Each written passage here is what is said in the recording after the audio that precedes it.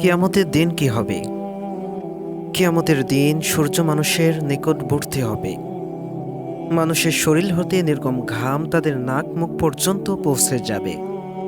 সেদিন দাঁড়িপাল্লা স্থাপন করা হবে এবং এর মাধ্যমে বান্দাদের আমলসমূহ ওজন করা হবে। আল্লাহ সুবহানাল্লাহু তাআলা পবিত্র কোরআনুল কারিমে সূরা মুমিনের ১ থেকে ৩ নম্বর আয়াত পর্যন্ত ইরশাদ করেন, তারপর যখনই সিংগায় ফু দেওয়া হবে তখন তাদের মধ্যে আর কোনো আত্মীয়তা বা সম্পর্ক থাকবে না এবং তারা পরস্পরকে জিজ্ঞাসাও করবে না। সে সময় তাদের পাল্লা ভারী হবে, তারা সফলকাম হবে।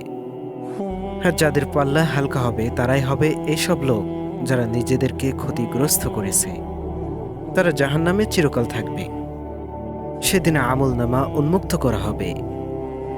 কেউ সেই আমলনামা গ্রহণ করবে ডান হাতে, কেউ গ্রহণ করবে বাম হাতে অথবা পিছন দিক থেকে।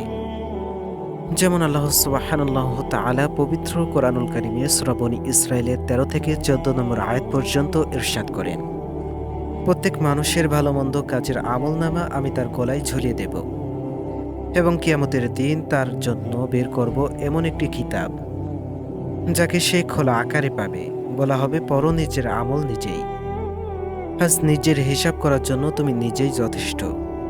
আল্লাহ তাআলা সমস্ত সৃষ্টির হিসাব নেবেন।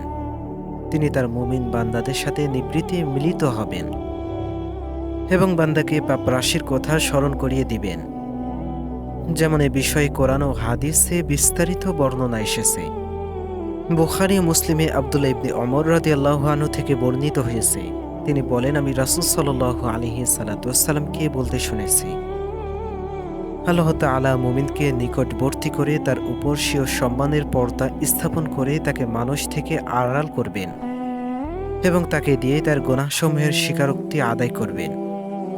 আল্লাহ তাআলা তাকে বলবেন, তুমি অমুক অমুক অপরাধ স্বীকার করো, তুমি অমুক অমুক অপরাধ স্বীকার করো, তুমি অমুক অমুক অপরাধ স্বীকার করো। এমনকি আল্লাহ তাআলা যখন তার কাছ থেকে সকল গুনাহ স্বীকৃতি আদায় করবেন এবং বান্দা যখন দেখবে যে সে ধ্বংস হওয়ার উপক্রম হয়ে গেছে, তখন আল্লাহ বলবেন, এই দুনিয়াতে তোমার এই সমস্ত গুনাহ গোপন রেখেছি, আজ তোমার এই সমস্ত গুনাহ আমি ক্ষমা করে দিব।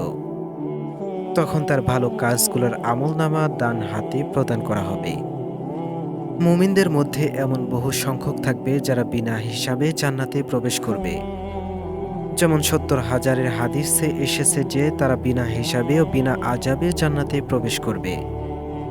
আর কাফেরদের ব্যাপারে বলা হয়েছে তাদের হিসাব ওইসব লোকদের হিসাবের মতো হবে না যাদের ভালো মন্দ আমলসমূহ ওজন করা হবে, কেননা কিয়ামতের দিন তাদের কোনো ভালো আমলই থাকবে না।